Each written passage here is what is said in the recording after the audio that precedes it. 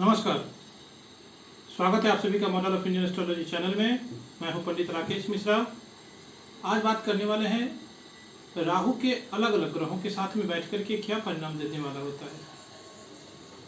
राहु के ऊपर में विशेष चर्चा करेंगे। आप सभी दर्शकों को हमारा यह चैनल से वीडियो से आपको अगर फायदा होता है, अच्छा लगता है, सहायक होता है तो आप हमारे इस चैनल को सब्सक्राइब करें, बेल आइकन को दबाएं, लाइक करें, शेयर करें। राहु को ज्योतिष में बहुत शक्तिशाली ग्रह माना गया है। शक्तिशाली इसलिए क्योंकि सूर्य जैसे प्रबल शक्तिशाली ग्रहों को भी, चमकदार रोशनी को भी समाप्त कर सकता है, उसके रोशनी को मध्यम कर सकता है। इसीलिए राहु अपने परिणाम बहुत ठोस रूप से रख देता है। हमारे सामने किसी भी तरह के परिणामों को बहुत ठोस रूप से रखता है। जिसके भी कुंडली में राहु अच्छा है उसे आगे बढ़ने से कोई रोक नहीं सकता है। जिसकी कुंडली में राहु खराब है उसकी परेशानी कोई दूर नहीं कर सकता है। राहु अपने आप में इस कलयुग में सबसे प्रभावी ग्रह है।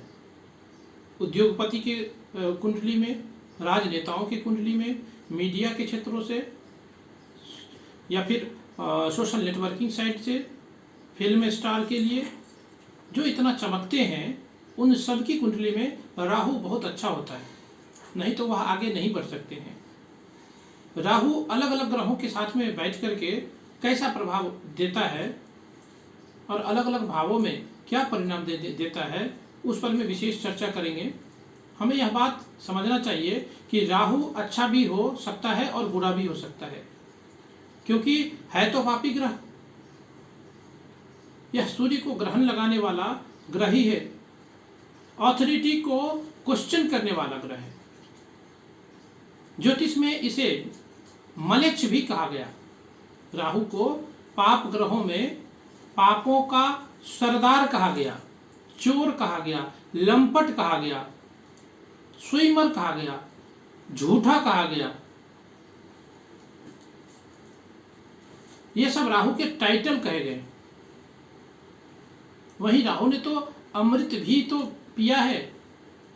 इसीलिए राहु अगर कुंडली में अच्छा होता है तो बड़े बड़े या राजयोग भी दे देता है। व्यक्तियों में अच्छी उन्नति स्तर की आध्यात्मिकता भी देता है। अगर किसी अच्छे ग्रह के साथ में, अच्छी राशि में, अच्छे नक्षत्र में बैठे, हालांकि यह पाप करने की तरफ ज्यादा झुकाव देता है। राहु अगर अच्छा हो तो व्यक्ति के अंदर दूसरों की मदद करने की गुण भी देता है। राहु सूर्य के साथ में हो तो व्यक्ति हमेशा अथॉरिटी को क्वेश्चन करता है। ऐसे लोग क्रांतिकारी होते हैं। ऐसा देखा जाए तो राहु का सूर्य के साथ में होना ग्रहण योग तो है, लेकिन हमेशा बुरा है ऐसा नहीं कह सकते। जिस किसी के कुंडली में राहु सूर्य के साथ में हो तो व्यक्ति के ईगो बहुत हाई होता है। वह व्यक्ति कभी भी अपने बॉस की बात को नहीं सुनेगा, हमेशा ऑथोरिटी को चैलेंज कर देगा। ऐसे लोगों को सरकार से बहुत कष्ट झेलना पड़ता है, तो सरकार से बहुत कष्ट मिलता है। लेकिन अगर सूर्य राहु के साथ में हो तो कभी कभी ऐसे लोग सरकारी पदों पर भी मिलते हैं। सूर्य के साथ में चंद्रमा भी मन को ग्रहण लगाता है, क्योंकि चंद्रमा मन है। जब चंद्रमा राहु के साथ में होता है तो व्यक्ति के अतीन्द्रिय शक्ति होती है। ऐसा व्यक्ति आध्यात्म करे तो तेजी से आध्यात्म के पथ पर में अग्रसर हो सकता है। वहीं राहु मंगल के साथ में अगर हो तो अंगारक योग का निर्माण करता है तो यह विस्फोटक ग्रह। हालांकि ये योग विस्फोटक योग है, लेकिन बड़े बड़े क्रांतिकारी और बड़े बड़े नए विचार देने वाले लोगों के कुंडली में भी देखा गया है। मंगल के साथ में राहु, वहीं बुध, मंगल के साथ में राहु का ऐसा ही पाया गया है। वहीं अगर बुध के साथ में राहु को देखें तो बहुत अच्छा माना जाता है। बुध राहु का मित्र है। ऐसे लोगों की बुद्धि बहुत ही जबरदस्त होती है, बिल्कुल नई दुनिया के लोग होते हैं और जो नई चीज़ें भी दे सकते, नई चीज़ें भी दे सकते हैं। लेकिन बुध राहु वाले लोग थोड़ा सा स्कियर होते हैं। बुध राहु वाले लोग बड़े बड़े टैक्स फ्रॉड करते हैं। बड़े बड़े घोटालेबाजों की कुंडली में भी अगर बुध राहु देखा जाता है, ऐसी स्थिति में बुध और राहु बुरे भाव में बैठे होंगे, यह जरूर होगा। अच्छे भाव में बहुत अच्छा परिणाम, बहुत अच्छा रिजल्ट देगा। अच्छी राशि में बुध को बहुत अच्छा बनाएगा। पैनी बुद्धि वाले लोग होंगे यहाँ पर में।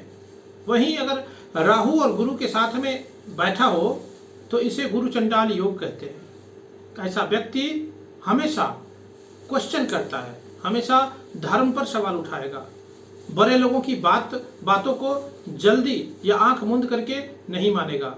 ऐसे लोग खोजी प्रवृत्ति के होते हैं। अगर गुरु राहु का योग मीन राशि में हो तो ऐसे लोग बड़े एक्सप्लोरर होते हैं और बहुत तरह की खोज करते हैं, क्योंकि सीधे सीधे बातों को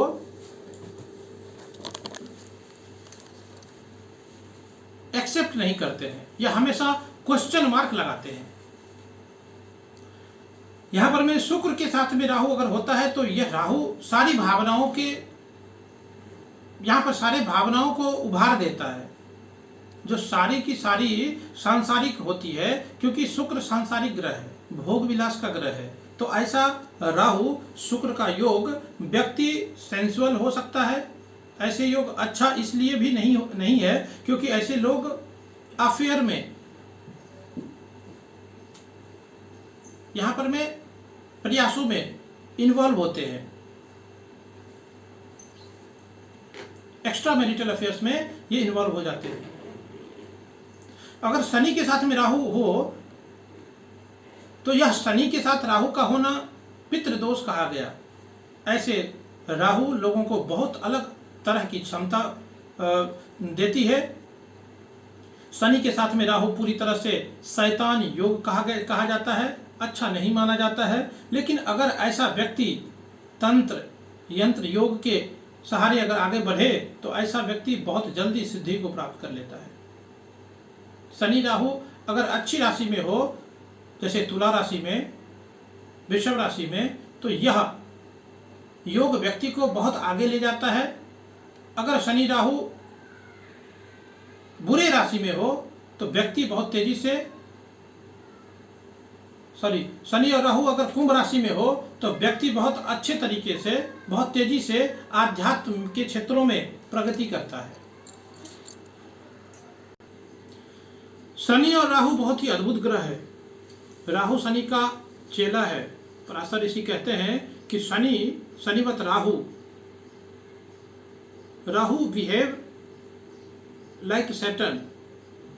तो इस बात को ध्यान देना जरूरी है कि यह हमने सूर्य से लेकर के शनि तक किसके साथ बैठा रहेगा तो कैसा प्रभाव होगा, इस पर में चर्चा किया। अब यहाँ चर्चा करेंगे कि अलग अलग भाव में बैठ करके राहु का क्या प्रभाव होगा, इस पर चर्चा करेंगे। राहु की अच्छी राशि में, राहु की जो अच्छी राशि है वह है मिथुन और वृषभ। यहाँ पर में पराशर ऋषि जैमी भृगु के हिसाब से उच्च माना गया है राहु को। आप किसी में उच्च मान सकते हैं। कन्या में और कुंभ में राहु को अपने घर का माना गया है। तो मिथुन, वृषभ, कन्या और कुंभ में अगर राहु हो तो यह अच्छा प्लेसमेंट, साइन बहुत, यानी राशि के हिसाब से मानी जाएगी। साथ में यह भी देखिए कि राहु जिस घर में बैठा हो उस राशि का मालिक कुंडली में अच्छे घरों में हो तो ज़्यादा अच्छा है, ये जरूरी है। जैसे मान लीजिए राहु किसी के लग्न में कन्या राशि में बैठा तो कन्या का स्वामी बुध है, तो वो देखिए कि बुध कहाँ है।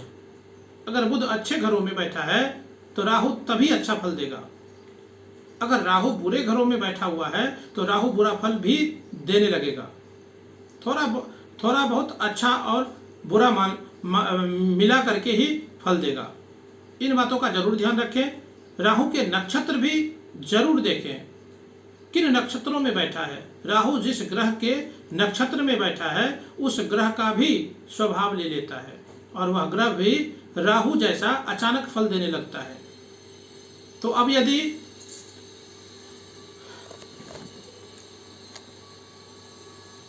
राहु पहला घर में बैठा और अच्छा हो, यानी अच्छी राशियों में हो, तो क्या करेगा। पहले घर का राहु अच्छा नहीं माना जाता है, शरीर में कष्ट होता है। अच्छे घर का बैठा पहला राहु बहुत बड़ा राजयोग देता है, ऐसे लोग बहुत फेमस हो जाते हैं। शारीरिक समस्याएं तो रहती है, गले से ऊपर हमेशा भारीपन की शिकायत रहती है, कुछ न कुछ रोग से जरूर परेशान होंगे, लेकिन ऐसे व्यक्ति को यहाँ पर में ये फेमस करता है। ऐसे व्यक्ति बहुत जल्दी फेमस होते हैं, इनके आंखें बड़ी यहाँ पर में सम्मोहक होगी, उनकी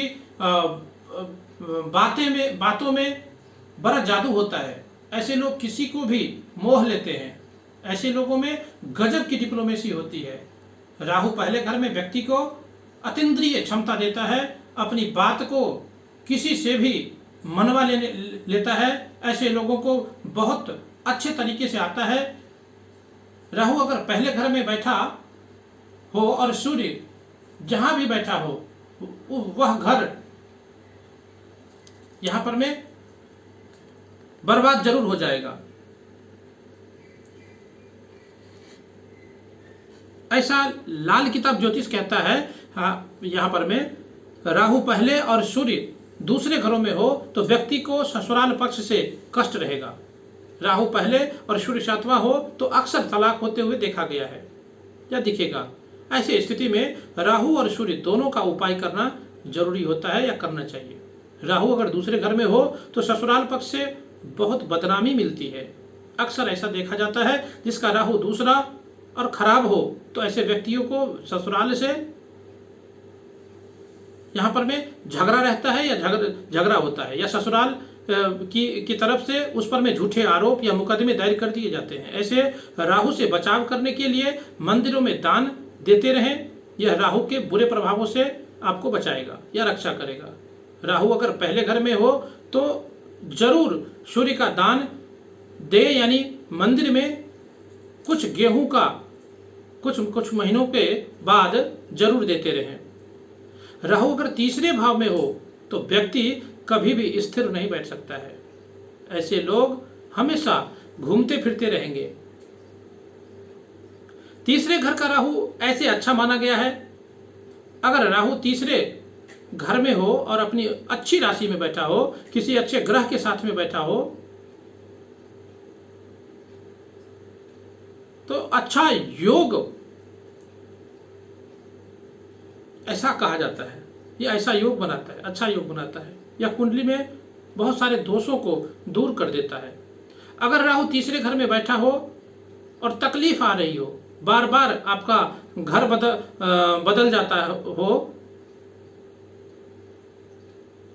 एक जगह आप टिक नहीं पा रहे हो, तो शिव जी पर में दूध चढ़ाएं, यह राहु के बुरे प्रभाव से आपकी रक्षा करेगा। कुल मिलाकर के तीसरे घर का राहु अच्छा ही माना गया है। राहु अगर चौथे घर में हो तो व्यक्ति माता को तकलीफ देता है। ऐसे लोगों के घर में जरूर किसी न किसी बातों को लेकर के कलह बना रहता है, चाहे राहु अच्छा ही क्यों न हो। राहु अच्छा होगा तभी भी यह मानसिक चिंता देगा ही देगा। राहु अगर बुरा हो तो बुरा ही बुरा हो जाएगा, बहुत तरह के तकलीफ देना शुरू करेगा। राहु जब चौथा होता है तो केतु 10वां होगा। ऐसे व्यक्ति को करियर में, चूंकि 10वां घर करियर का होता है, कर्म का स्थान है, तो हमेशा उसको उथल पुथल मची रहेगी। वह अपने आप को बंधा सा महसूस करेगा। ऐसा राहु करियर में अचानक ही चेंजेस दे देगा। नौकरी में ट्रांसफर, पोस्टिंग या नौकरी में सडन लॉस भी दे सकता है, तुरंत अचानक से। राहु जब चौथे में होता है तो अक्सर व्यक्ति के शिक्षा, जो पढ़ाई लिखाई है, उसमें भी बाधाएं आती है। बहुत बार व्यक्ति पढ़ाई पूरी भी नहीं कर पाता है। राहु जब चौथा हो और ऐसे राहु का महादशा या अंतरदशा आ जाए तो व्यक्ति घर के रिनोवेशन के काम शुरू कर देता है, पैसे लगा देता है। और गोचर में राहु बुरा चल रहा हो तो वह घर का काम बीच में ही रुक जाता है उसका, और वह बना बनाया घर आधे में ही छूट जाता है। यह राहु के प्रभाव को और बुरा कर देता है। इससे बचने के लिए घर के मेन एंट्रेंस के नीचे चांदी के चौकोर सिक्के को मिट्टी के नीचे खोद करके दबाना चाहिए, इससे आपको फायदा होता है। जब जब राहु पांचवा हो तो व्यक्ति में अजीब सी बुद्धि देता है।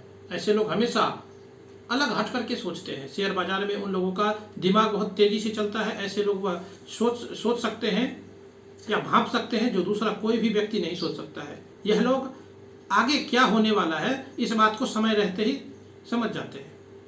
ऐसे लोग शेयर ट्रेडिंग में बहुत सफल होते हैं। ऐसे लोग शेयर ट्रेडिंग में सफल होते हुए देखे भी गए हैं। मेरे हिसाब से जिसका राहु और बुध पांचवें में होता है वह बहुत ही जीनियस होता है। बुध राहु कॉम्बिनेशन किसी अच्छे राशि में, जैसे कन्या राशि में हो, तो ऐसे लोग बहुत जीनियस होते हैं। वो ऐसा सोच सकते हैं जैसा कोई भी नहीं सोच सकता है। राहु अगर पांचवें में हो, बृहस्पति के साथ में हो, तो ऐसे लोगों को पढ़ाई पूरी करने में बहुत परेशानी होती है। उन लोगों के बच्चे होने में भी तकलीफ होती है। खास तौर पर में ऐसे लोगों को पानियों में यहाँ पर में चांसेस बहुत ज़्यादा रहता है।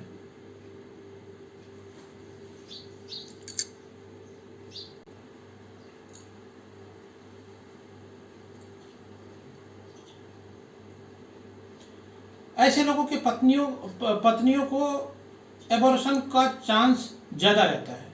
तो ऐसे हालात में राहु का उपाय करना चाहिए, तभी ये राहु अच्छा फल देगा। ऐसे राहु का हम क्या उपाय कर सकते हैं? गले में चांदी के जंजीर पहनना चाहिए या ब्रासलेट पहनना चाहिए। पेट संबंधी समस्या भी ऐसा राहु दे सकता है। राहु अगर छठे भाव में हो तो अच्छा माना जाता है। छठा राहु शत्रुओं का नाश करता है। छठा राहु बीमारियों का नाश करता है अगर अच्छी राशि में हो तो। लेकिन अगर यहाँ राहु बुरा हो, वहीं शनि के साथ हो, तो व्यक्ति में क्रिमिनल टेंडेंसी आ जाती है। अगर आपका एंटी सोशल लोगों के साथ में दोस्ती हो जाए तो आपको समझना चाहिए कि आपका छठे घर का राहु बुरा असर दे रहा है, बुरा फल दे रहा है। वह कभी भी आपको बहुत बुरी मुसीबत में डाल सकता है। अगर कोई व्यक्ति पुलिस फोर्स में हो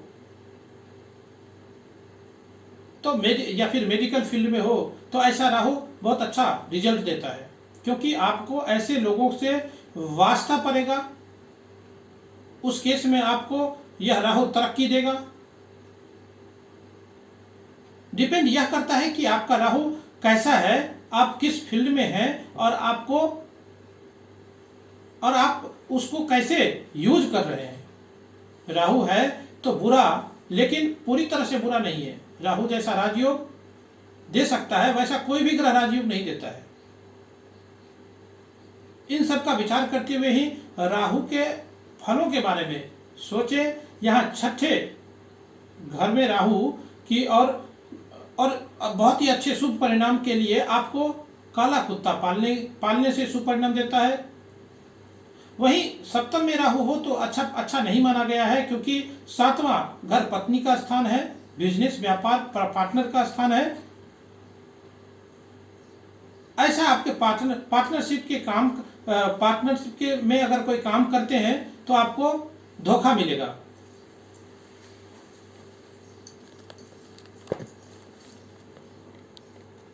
पत्नी से किसी भी बात को लेकर के तकरार होती रहती है। राहु अगर बुरा हो तो यहाँ पर में तलाक तक दे सकता है सातवें घर का राहु। हालांकि ज्यादातर केस में सातवें घर का राहु हो तो व्यक्ति का पत्नी उससे ज्यादा समझदार होती है, ऐसा भी है। ऐसा लोगों को अपने व्यक्ति की पत्नी की बात को जरूर माननी चाहिए। अगर शादीशुदा जिंदगी में समस्या बढ़ रही है तो 4 नारियल बहते हुए पानी में छोड़े तो सातवें घर के राहु का बुरा परिणाम या बुरा प्रभाव समाप्त हो जाएगा। 8वां राहु बहुत बुरा माना जाता है क्योंकि लाल किताब कहती है कि 8वें राहु धन